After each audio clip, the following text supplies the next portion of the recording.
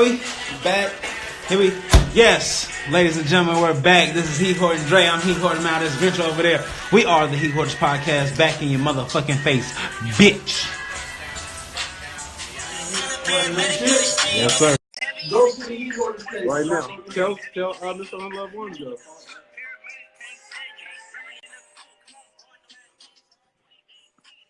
The man, the myth, the legend. Yo. What's going on, man? Can you hear us? Can you hear us? We can't hear you.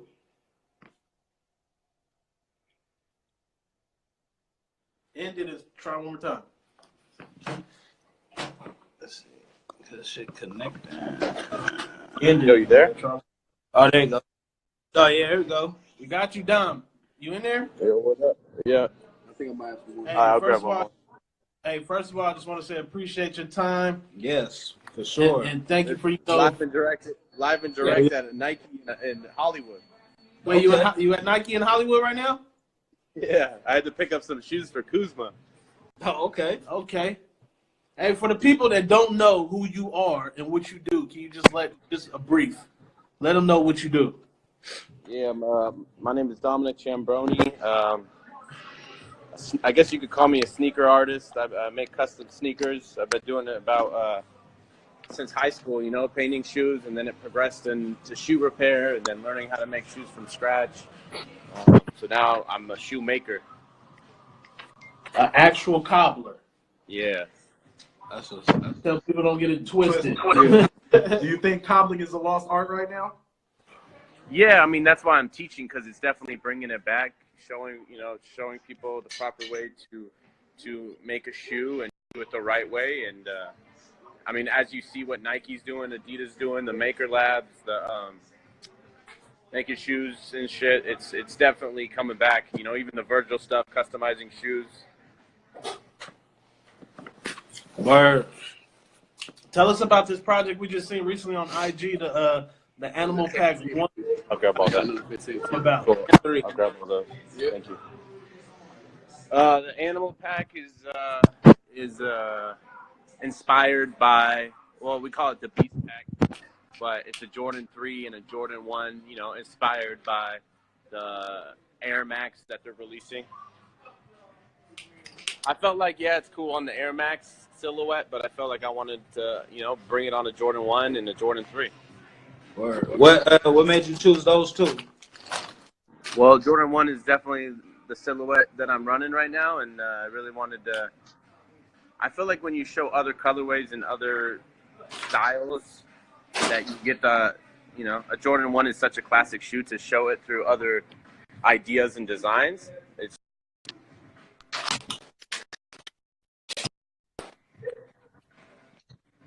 Word. Okay, what else you got coming up? Anything you can share with us? tomorrow is the Airmax class. So I'm teaching. It's a 4-day course where students come from all over the world and learn how to deconstruct a shoe and put it back together. They learn how to sew. People come from all over the world. And this isn't your first class, right? This is the first Airmax class, but I think this is like my 10th class. Yeah, I was gonna say you've been doing the classes a little while now, for sure. Yeah. Can you tell us how the Jordan class came? See that the Jordan with the collaboration? Yeah, how did that class come about? Yeah, so I did the collaboration with Jordan Brand for the release of the Bred Jordan 13. Okay. So I was in collaboration with Jordan, and they brought me to Chicago, and we did like a workshop class with influencers from Jordan Brand, where I showed them the entire process, start to finish, of how to make the custom shoe. And then some of the people that bought the shoe at 3 locations were entered to win the actual custom shoe as well. And how did that go? That went smooth? That was good. Yeah, I mean, it's always good to work with the big brands, and it's like a pat on the back, and it was fun. How did the Nice Kicks Jordan 3 Velcro swoosh come? Well, we released we released the white version, and then I wanted to make some noise for Allstar Weekend, so we did I think 3 or 4 different cement prints and put it on a Jordan 3, and it was good that I got to do it with Nice Kicks, so I got to have a space and meet a lot of the clients that I haven't been able to meet face to face. And we know you got like, That's Kuz? what's that? That's Kuz? I was just about to ask you. What you showing That's everybody? Kuz? And we know you got an affiliation with the Bay Area. What's your affiliation with the Bay Area? Man, I was born in Orange County, but before the age of 1, my parents moved up to Santa Rosa, California. My dad got a job in San Francisco. He's a chef. He was working at Pier 39 restaurants, fucking 30 years ago. So I grew up in Santa Rosa, and I spent a lot of time in San Francisco. Okay. That's where it all started. I remember learning about paint, like what Angelus paint from when I was in high school. There was a customizer or a guy that painted Air Force Ones called Ghost, and he told me to go to this place in Berkeley. Turtle feathers. Oh yeah. So I found out that space, and then it was just like a progression. Like I didn't like painting, so it was always like, okay, how do I learn how to sew? How do I learn more? So the Bay Area definitely raised me for sure. That's what's up. So is all your cobbler skills, are those all self-taught? Like you taught yourself, or was there any mentors or anything involved? Yeah, I mean, a lot of it was self-taught. A lot of it's trial and error. There's definitely mentors. A lot of the shoe repair I learned from Daryl Fazio up in Windsor, California. But that was more like putting boot soles on Vans and fixing things. I had a bootmaker mentor. He had such a good eye for detail. He makes like $3,000, $4,000 cowboy boots for George Lucas and stuff. And I just learned kind of the eye of the craft from him. I didn't learn how to do anything from him other than just his product was so amazing. Right. And then I took a course in Ashland, Oregon, where they do traditional shoemaking. Okay. Well, I went to them. I said, hey, I really want to learn how to make sneakers. And this was an original design and all this stuff. All right, later. Yeah. Yeah, come by.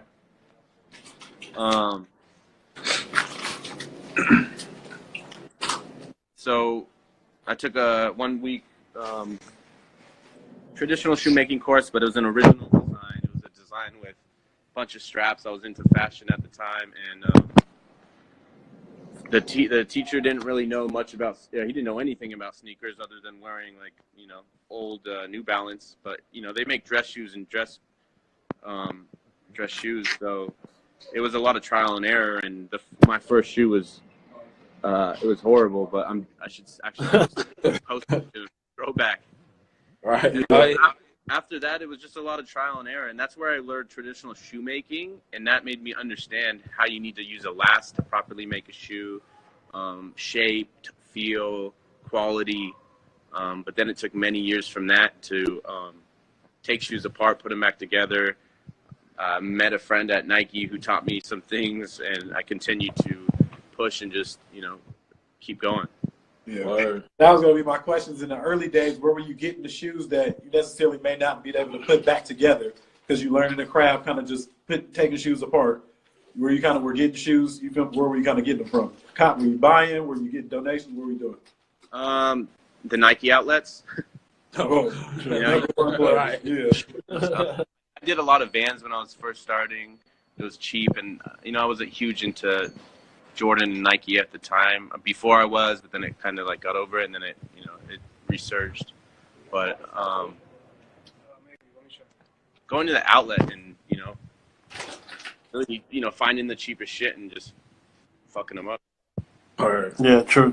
What kind of what could you say to younger people that want to get in the game that you're in? Not customs, but more reconstructed cobbler and all that stuff. What would I say? I mean, that's why I'm teaching the courses. It's a little pricey, and I know that, but they really get the whole experience. They get everything from the tools and how to properly make the shoe. And I guess what I would tell them is just understand that this is easy money, and it takes a lot of patience to be able to learn everything that's involved in shoemaking. Because it's not just like you take the class and you're instantly fucking amazing. It's still you take the class, you learn the essentials, you learn the process, and then you have to go back and practice and refine it. Or if you I know you did shit, like you did hella all types of shit, but what would you say is like your most memorable experience, like deconstructing a shoe and doing that out of the ones you did so far? Okay. The Jordan 13 I did with Jordan Brand was tricky. That one's very tricky to take apart and put it back together. And I was also under a budget. They give me a certain budget that I got to work under, so I'm still making money. And some people don't understand how much money it actually costs to make shoes in general. Right. Yeah. As far as that, it costs more. It costs more. It costs more money to make them than to buy them.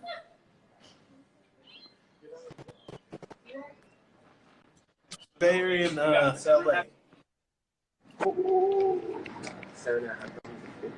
What's the difference between the Bay Area and LA as far as the sneaker scene?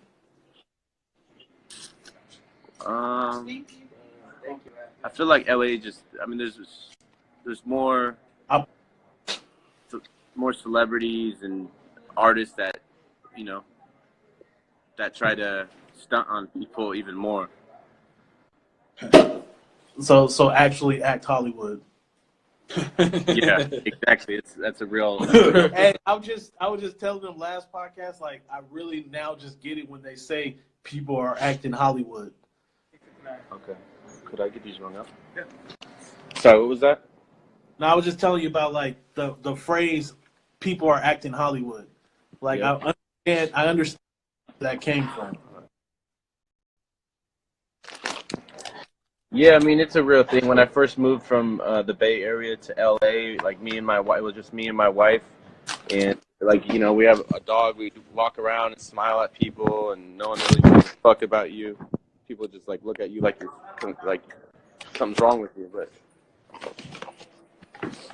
hey, Dom, we got you on live right now, and I want to talk about one shoe that we talked about on the podcast before.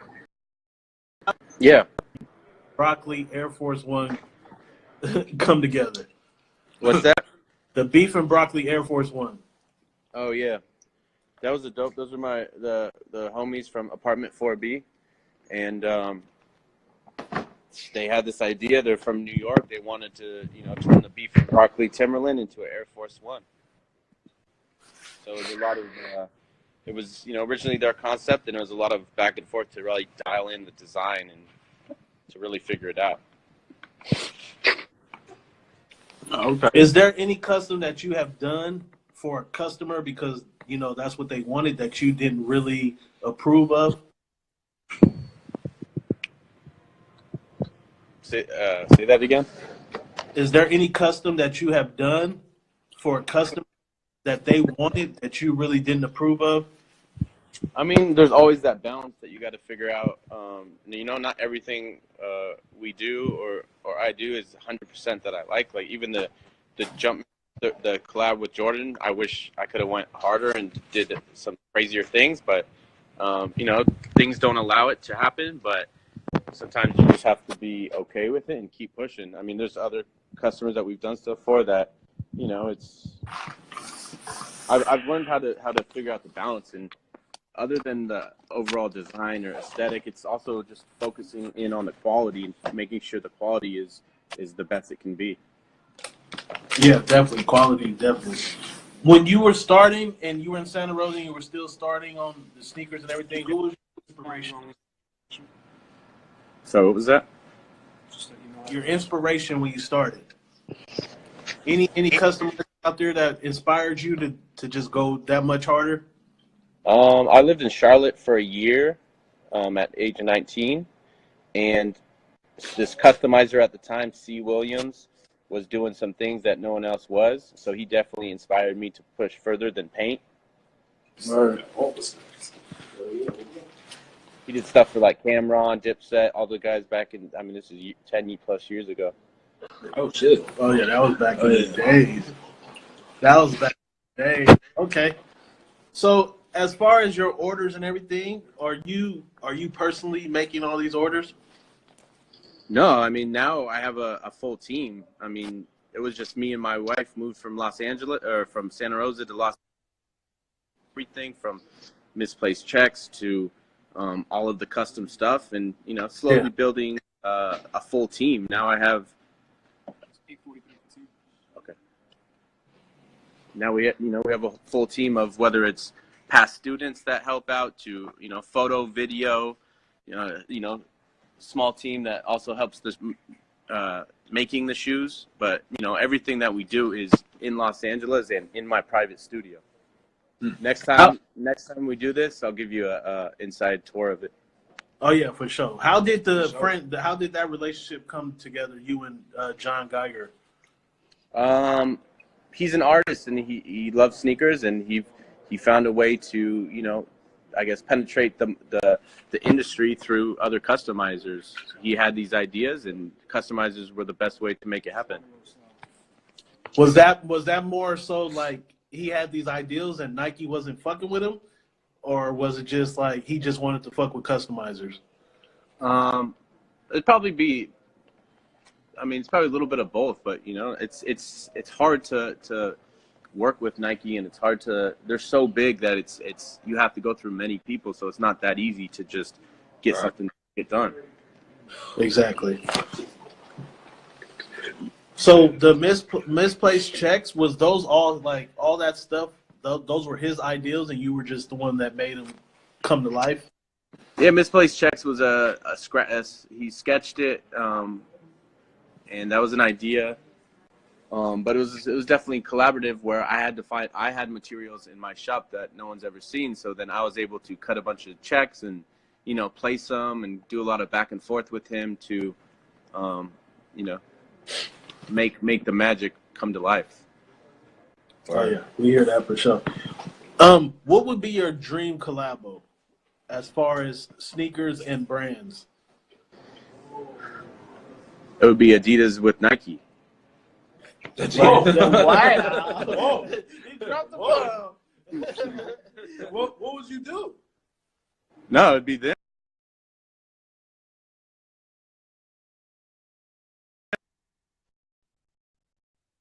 That's like the Bloods and Crips. Exactly. So it's like that's the ultimate unity. It's the ultimate way to have people. Even if it was like once a year or whatever it is, that would be the most amazing thing. But for myself, the ultimate collab. Oh, I wonder what my limit is. Let me check. Can we put these on hold and I get them tomorrow? Yeah, we can do that. My card got declined, guys. Wait, hold on. All in the hustle's day, man. Yo, let's try to get. It's Here, all let's try to good. We all been there. I don't know We've what. all been there. You gotta call the bank. One, Cool. Who's playing them dubs right now anyway? Thank you. But for me, the ultimate collaboration. I mean, I don't know, man. I keep getting asked to work with Nike, Adidas, and other brands, and I just find it collaboration cool, but I don't know. I don't have an ultimate collaboration myself. All right. Well, one question I have is, as far as kind of in the world of collaborations, would you say that you reach out more to brands that you don't know about, or are you on top of your game, kind of staying up with all the new brands that come out? Because for some people, people like Virgil are new. People like Public School are new. Like all the brands and things like that are new to these people. Do you keep up, or would you just they kind of come to you, and then that's when you kind of find out about stuff? I'm so busy with running a business that it's hard for me to keep up with everything that's going on. Of course, I know what Virgil and Public School. But I'm getting contacted by most everyone. I don't even have time to focus on anything, and that's when I really became successful. Was just when I stopped worrying or caring about what anyone else was doing, and really focusing in on the craft and the quality, and just looking forward instead of behind me. Or we always joke on the podcast, but have you ever been like approached by like PETA or like for like animal skin for the snake skin and all this shit? Yeah, and that's the thing. Exotics are cool to use, and it's not something I've always loved. And I'm aware of using exotics, and I think there's other things I could be doing that would be way more pro-life. But a lot of the people that purchase the shoes, they see exotics and they instantly gravitate to it. Yeah, because it showed. I mean, why make a custom Jordan with the regular leathers? That doesn't. Right. But why are you doing them so raw? If you wasn't doing them so raw, people wouldn't be I'm working on some new stuff, PETA friendly. Okay. But as far as exotics, what's probably your favorite exotic to work with when you get the chance? When the order comes in?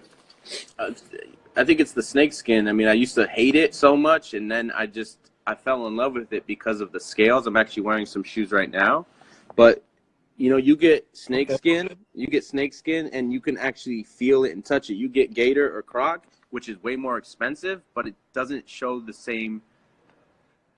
It doesn't tell the same story. Python just is something that I don't know. You can feel it, and the gator is just flat. Did it work? Yeah, this thing's a little cool. Is there any exotics that you're in the future working with that we haven't seen yet? Like ostrich neck or something like that. I don't know. I'm really over it. Like, I mean, I just got hit up by someone that has some very, very crazy shit that I will never use because at some point it's gonna have to go away. So, I mean, I'm getting more into wools, Italian wool, which it's not exotic, but it's expensive. It's some of the most expensive material. Like $150 a yard. Like, that's a lot of money. No, for sure. Wow. Damn. 150 yards. Wool. And another. Okay, we see you. Oh, okay. We see you. Hey, Grincho, where's your chain, bro? Where's your chain? I remember when I met you, you had the sensor chain, man. I remember that, like yesterday. I got that at the house. I need one of those. Hey, as far as you doing custom and everything, what is your goal? Like, what's your goal for your classes and what you're doing? It's really to create unity and create more makers. A lot of these people that are taking the class are bored with their job and they're tired of waiting in line to get, custom releases or regular releases. So it's like, why can't they just create their own shoe?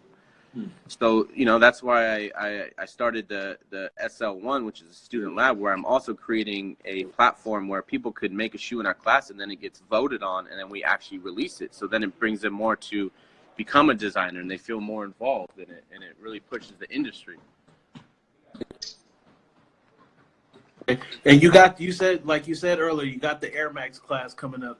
If someone was to be in that class, what should they expect? Like, what's coming out of that class? Might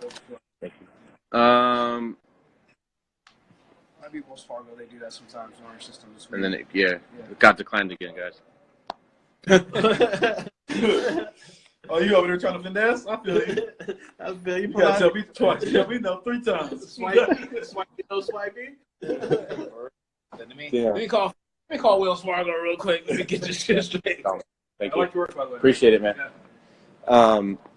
So for the Airmax class, I don't know. It's going to be pretty crazy. It's also very expensive for me to put on these classes, and it's challenging. I have a whole team that also teach the classes with me, and they're a part of it. So for all the listeners, kind of explain to them how they can get. Is it a way to get in, or open to anybody to tell the process of it?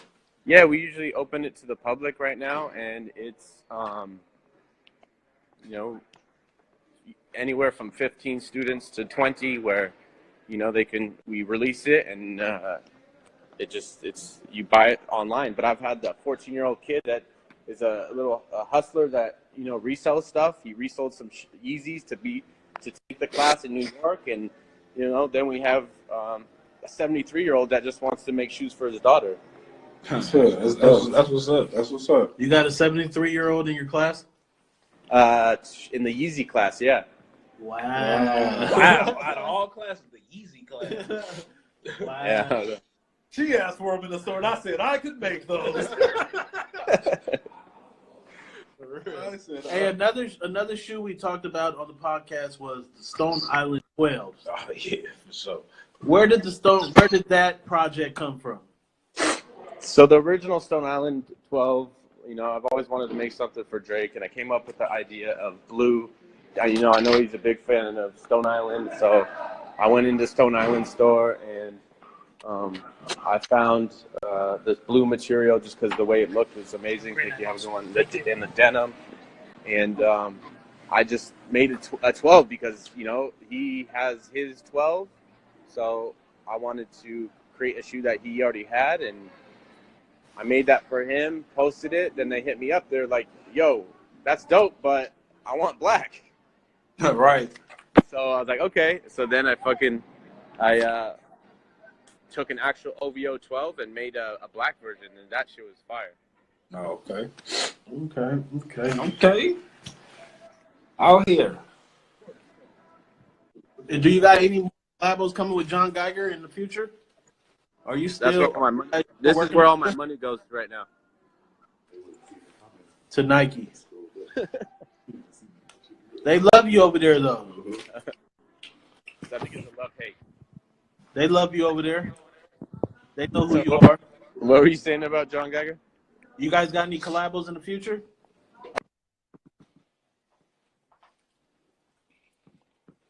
Hello? We lost you?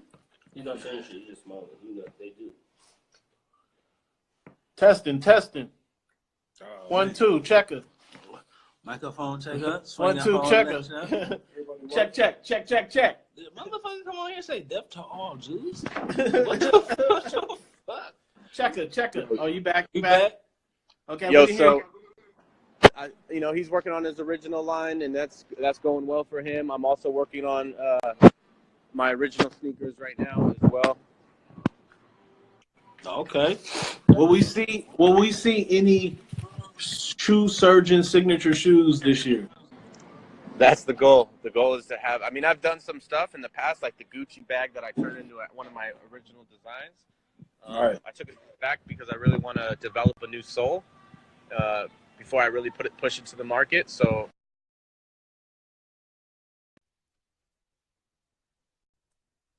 So that's going to take a little bit, but yeah, the goal is before the end of the year is up that we have original silhouette. Okay. So for now, you're just taking these customer orders.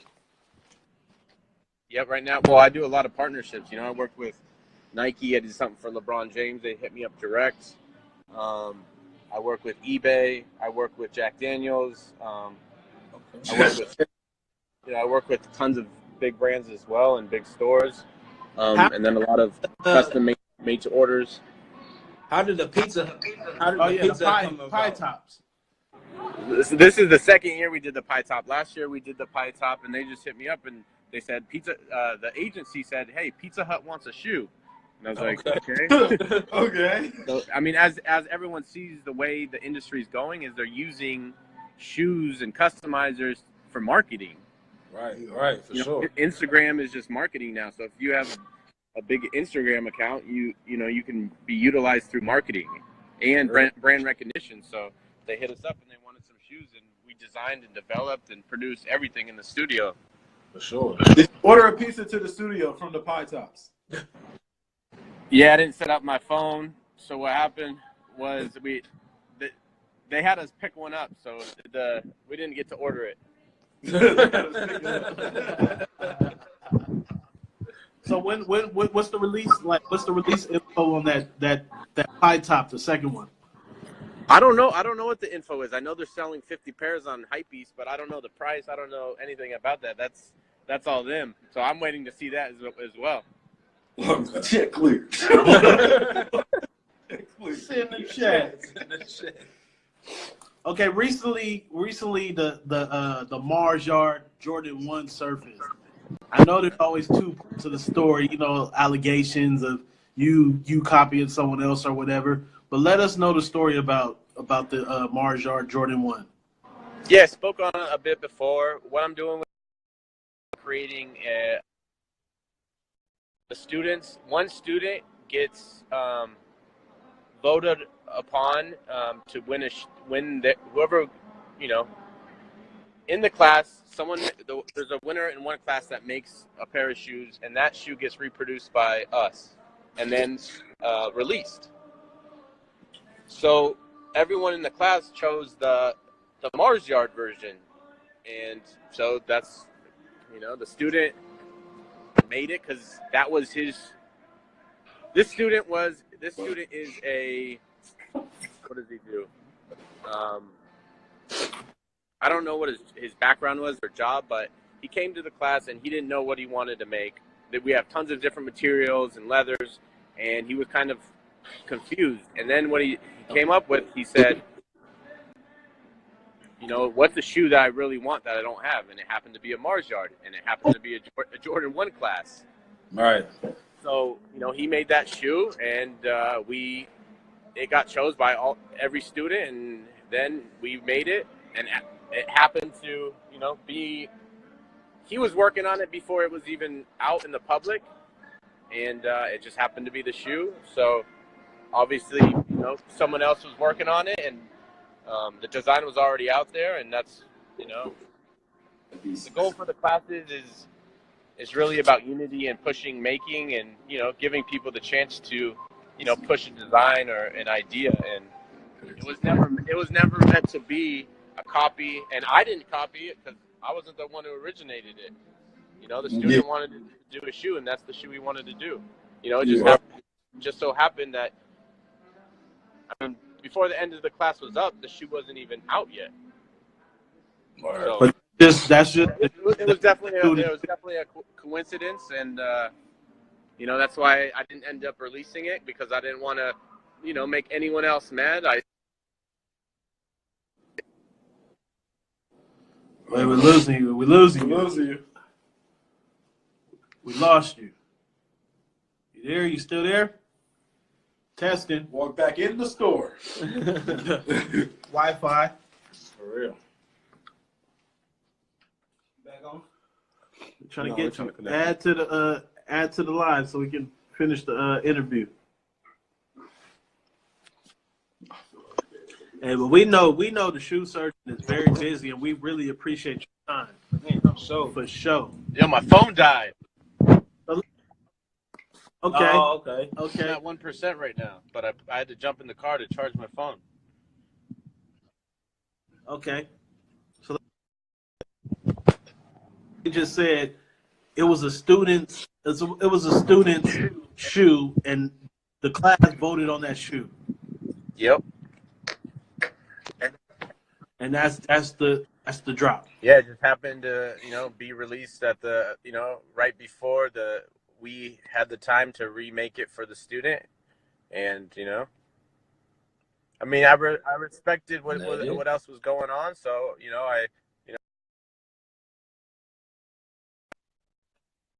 did it on a Photoshop drawing, and then Chase, who actually created it. So I didn't sell it. You know what I mean? So. Word. Also, what? No, I'm saying, so real question, just not even on a bullshit, have you come across this before where you and another artist may have kind of run into a different kind of conception of a sneaker or of a design or something like that? Yeah, I mean, I made the first ever Bred Python Jordan 4. I was the first one to ever do it. And then tons of other people did it since, you know what I mean? Especially at that same time. And, you know, for me, it's not about taking someone's design and creating it to make money out of it. Like, I have enough things going on that I don't need to do that. And, you know, but it happens all the time. It happens with the big brands. There's things that happen coincidentally that, you know, that maybe copied, or maybe the fucking idea came into fruition, you know, around the same time. Things like that happen, especially in this industry. People get inspiration from all over and get inspiration from, you know, the same thing. Yeah. Same Yeah, time. and that's what I asked, because I really do believe that like inspiration can come from different signs. 3 people gonna ride past the Hollywood sign today and get inspiration for something right now. You know what I mean? The same inspiration what they seen at that time Yeah, of day. I mean, So I definitely can see it happening. Did you kind of feel? What was your just initial kind of feeling once you started? Because you have to think Twitter, Instagram gonna blow up on you. So I know everything kind of blow up. What was your initial reaction once everything started? I didn't know it was gonna blow up that much.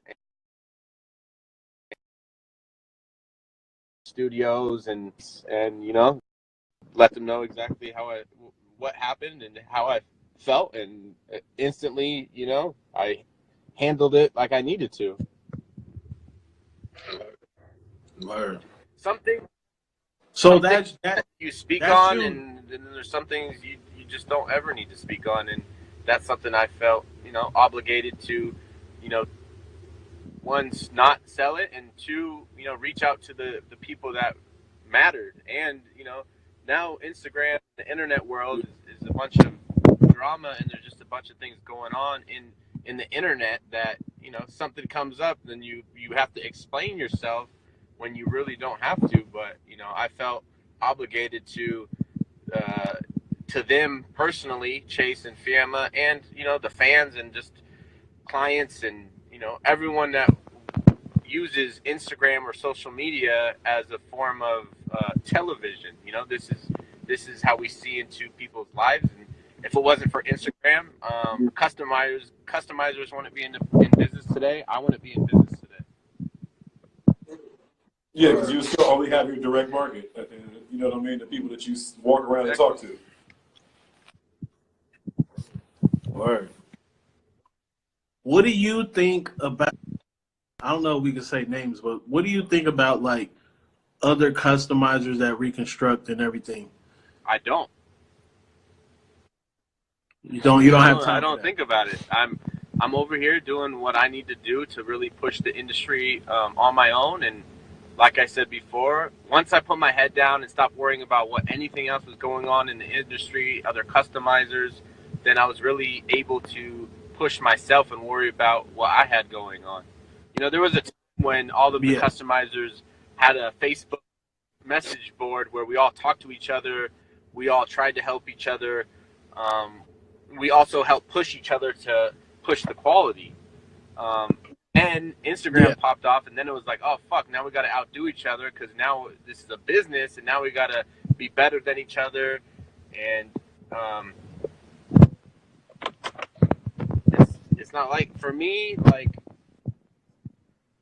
I don't really care what anyone else is doing in the industry. I don't watch what Nike's doing. I don't watch what another customizer is doing. I'm really focused on myself, my family, and building the team and really changing the industry, whether it's through classes and giving people the opportunity to properly learn how to make a custom sneaker, because I didn't have the opportunity when I was younger.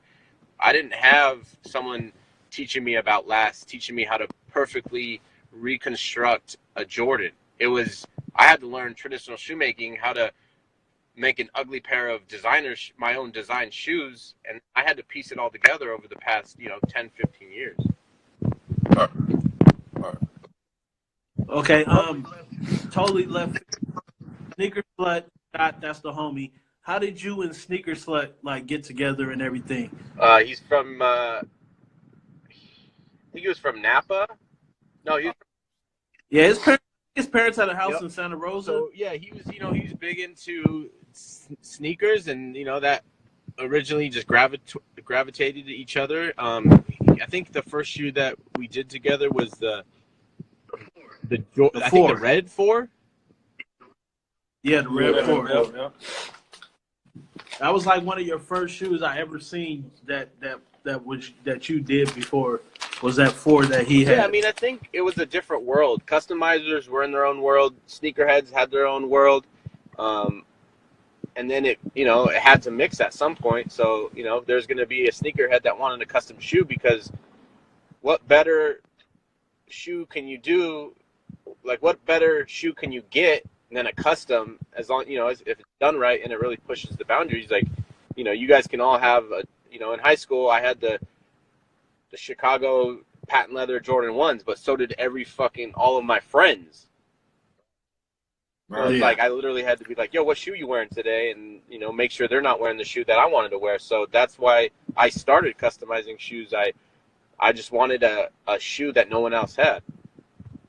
So that's and I feel like sneakers are like at an all-time high, like I always say. So customizing your sneakers is like your way to be original. My friend Matt Halfhill at Nice Kicks said it's not even at its peak right now. And what sneakers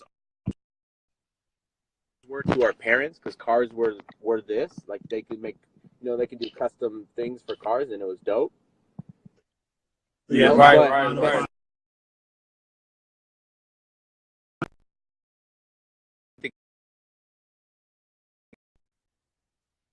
Their custom sneaker, Nike's pushing it to the boundaries. You know, Adidas, everyone's pushing for that next thing. You know, I had to. You there?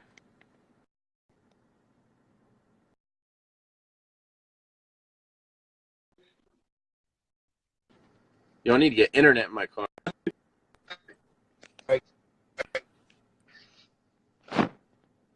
You guys there?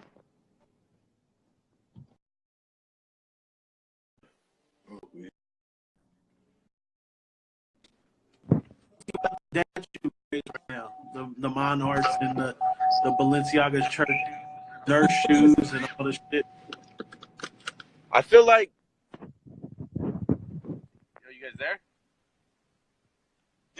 Yeah, we hear. I feel like custom shoes are also a form of art, you know? Like, I mean, it's funny and people get to wear them. So it's like someone could paint a picture and it could be dope as fuck, but it's on a wall. Right. Yeah, true. You can do some crazy art to it too, but you can actually wear them. So it's like a fashion. It's a way of art meets fashion, and it's actually wearable, which makes it even greater in my opinion. So the Monarch stuff going crazy. At the end of the day, it's all just fun. I feel like.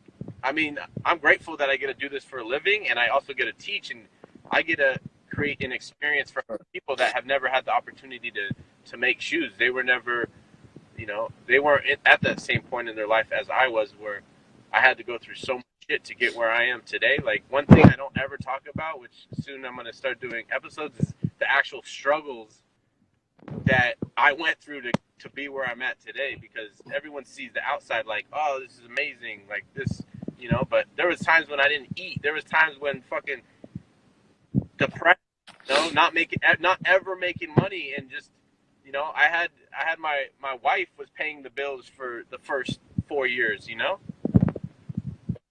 Girl.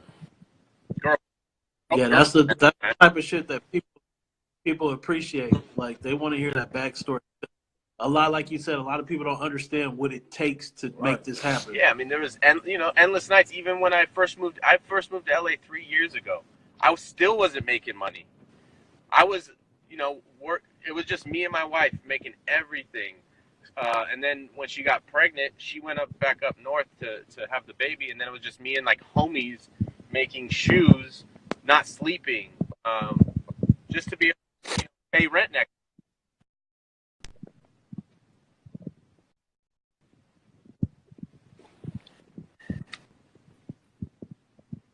So you breaking up. You still there? I'm here.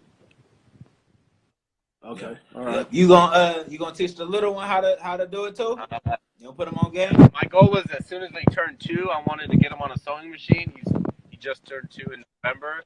I don't think they have the focus to even start. He's more into like instruments right now. And when he gets a little bit older and more focused, I'm gonna have him on a sewing machine. Surely, for sure, they gotta keep it going. Yeah, keep it in the family for sure. Yeah, I come from a family of chefs, and it's its own creative. Has its own creativity to it, but it wasn't for me. I always wanted to figure out, how something, and it just happened to be shoes at the time. I think there were so many things that aligned to make it happen, from Instagram to, me in high school wearing an original pair of 1985 Jordans my freshman year, and I didn't even know what to expect. And then I started getting Jordans early to stunt on people, but then all my friends had the same shoes, so it just all happened naturally.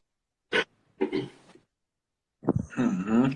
What do you think about the custom game right now? Like, where's it going? I mean, you see what Nike's doing. You see what Off-White's doing. Like, you see what Adidas doing. They're doing these maker labs. That's a good question, though. Where is it going? It's going to having people do it themselves. Like, even, not just someone coming to a custom, but, someone like coming to a class and making their own shoe. Someone going to the Nike event and dipping their shoe in dye and then calling it their own shoe, because people want to be hands-on. People want to, start making things themselves. What better shoe real. that you could wear if you wore or if you made it yourself? True. That's true. When you guys come to take a class. Hey, what's up? Oh, actually, I might be up in the Bay Area to do a class in April. My birthday is April 25th, so we may do we're possibly doing a class up there. Okay, I could come for my birthday. My Slide. birthday is April 4th, so we get something happen for Sully. Yeah, let us know. Let us know all the info on that class so we can share with the people. All right, so any shoe you wouldn't touch, any shoe that's just like a grill to you that you wouldn't customize, or you'll tell anything apart. Nah, man, I'm not a huge sneakerhead. I'm just someone that wanted to figure out how to make shoes, and my focus is now like creating art through shoes. So, I mean, I took apart an Air Mag. I've taken apart the gold top 3 or whatever that shoe's called, the one that was at Complex Con. I think it's all the same to me, so there's no grail. I used to only wear Vans because that's all I could afford, and not till the last couple years the brands really started sending me stuff. So then now I've kind of got back into like, damn, I gotta not only have my own custom stuff, but I have to have the dope shit from the brands too. Mm-hmm. I'll fuck up anything. What do you think about like the Off-White situation? What do you think about the Off-White shoes that's going on right now? Like the Jordan 1 in the 90s and all the shoes. Vapors. It's what Nike needed. Adidas was on top, and next thing you know, Yeezy with Adidas was on top. Next thing you know, fucking Virgil, Nike did some shit that you never would have expected, because that's not something like Nike would do. So, Right, especially it's good for the industry, and that Nike needed that to get back on top. I feel like they're already, I see Nike more than I do Adidas, but it was good. Yeah. You being in LA for Allstar Weekend, who killed it, Adidas or Nike? Man, I'm seriously, like I keep telling you, like, people don't understand how much I work, and I'm so focused on what I'm doing that, I got asked to do both Nike and Adidas stuff, but from an outsider,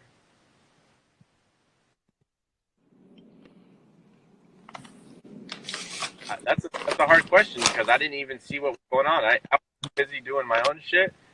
So, but I did custom Nike, so then Nike. Team Nike. No boost. More air, no boost. Shout out to them Miami. Oh, man. When you said collaborations, that was a super fun one, and it was unique because it was actually Miami Heat collaboration, those were dope. And there's no exotics on it. Right. That shoe was harder to make than a shoe with fucking exotics, but it was still way more amazing because, I had the time and I had the opportunity to really come up with something that, it was Miami wanted to push their jersey more. And, I felt like we told a very good story with that shoe. We made 3 samples before we even made a final version. But that shoe was dope. Right. Like, I can't wait to actually make my Myself a pair. Word. Anybody from the Heat hit you up Oh about yeah, them? I mean, Wayne Ellington came by and we actually did Kobe's, and he used the Kobe version for his. He was in the shooting contest. But then, Okay. yeah, I mean, like, tons of other players hit me up, and yeah, that shoe went crazy. Yeah, for sure. That's doing bananas. Is there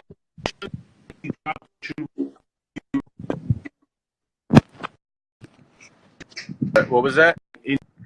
innovative or